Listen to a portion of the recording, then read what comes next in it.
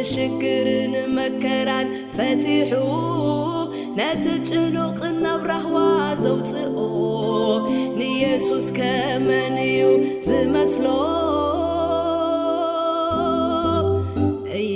يسوس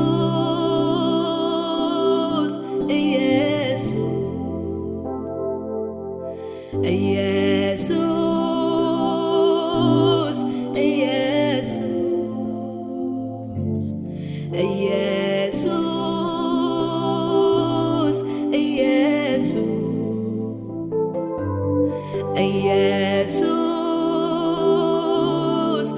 يسوس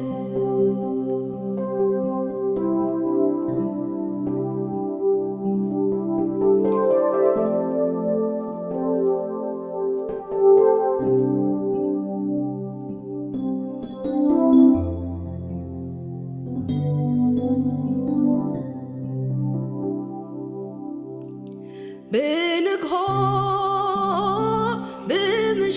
بمشهد اتوى عاصمكا بليتي بقدري اتوى عاصمكا بنكهو بمشهد اتوى عاصمكا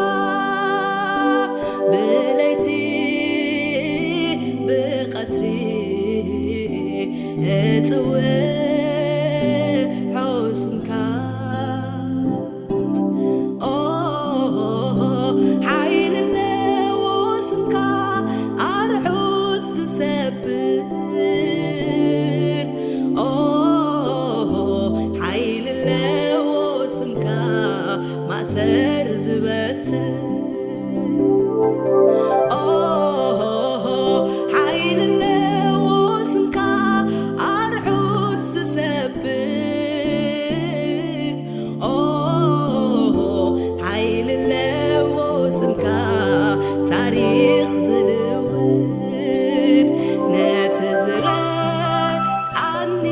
ስምካ ሕጂ እባርኾ ምስ ቅዱሳንካ ነቲ ዝረአኒ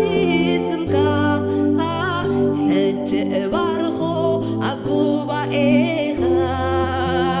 ነቲ ዝረአኒ ስምካ ሕጂ እባርኾ ኣብ ቅዱሳንካ ነቲ ዝረአኒ ስምካ ሕጂ እባርኾ ኣብ ጉባኤኻ ብረድኤት ኣምላኽ ኣብዚ ዝበጻሕኩ ብረድኤት ስሙየ ደው ኢለ ዘለኹ ብረድኤት ኣምላኽ ኣብዚ ዝበጻሕኩ ብረድኤት ስሙየ ደው ኢለ ዘለኹ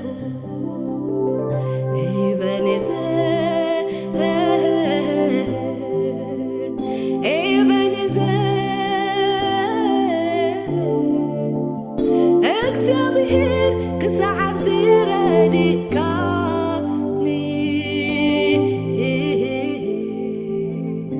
ከመስግን ኣነስ ውዕለት ኣሎኒ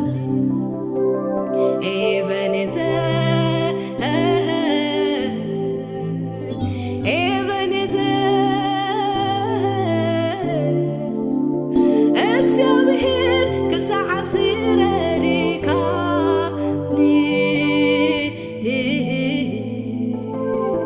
ከመስግን ኣነስ ውዕለት ኣሎኒ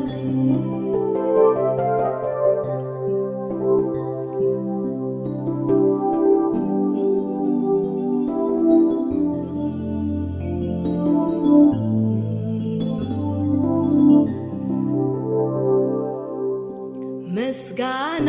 ኣሎኒ ዘቕርበልካ ንኣኻ ጥራሕ ዝህበካ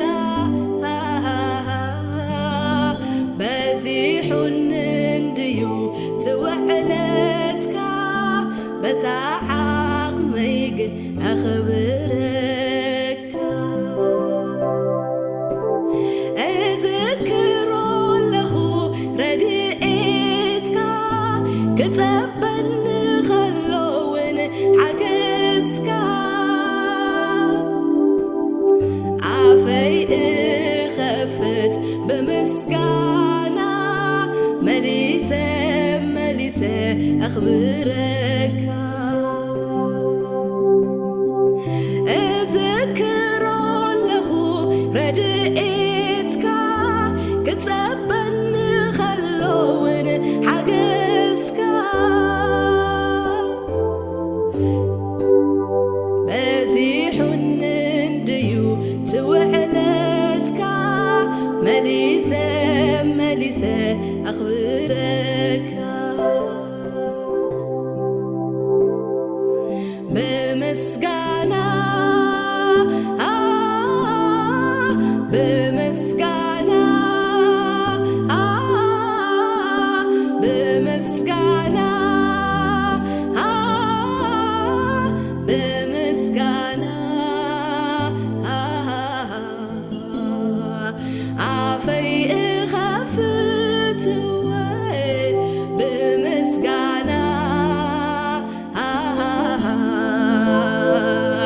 ዝገበርካለይ ብዙሕ እዩ እሞ ከመስግን ገና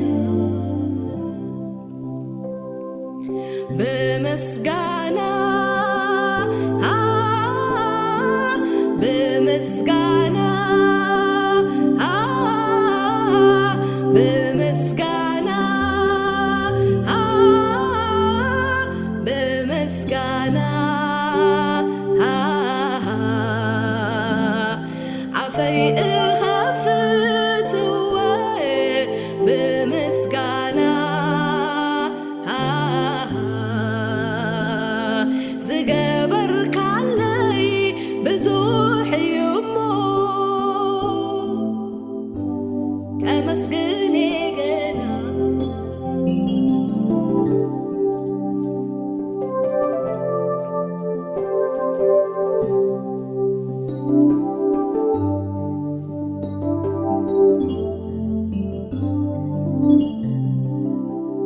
ኣይከነን ከይተዋዕ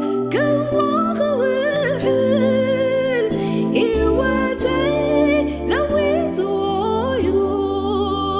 ከመይ ገይረ እሞ ስቕ ክብል ፍቕሩሎ ውሽጠይ ዝካተት ፍቕሩሎ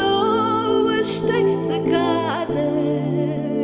ካነ ምኽንያት ግና የብለይ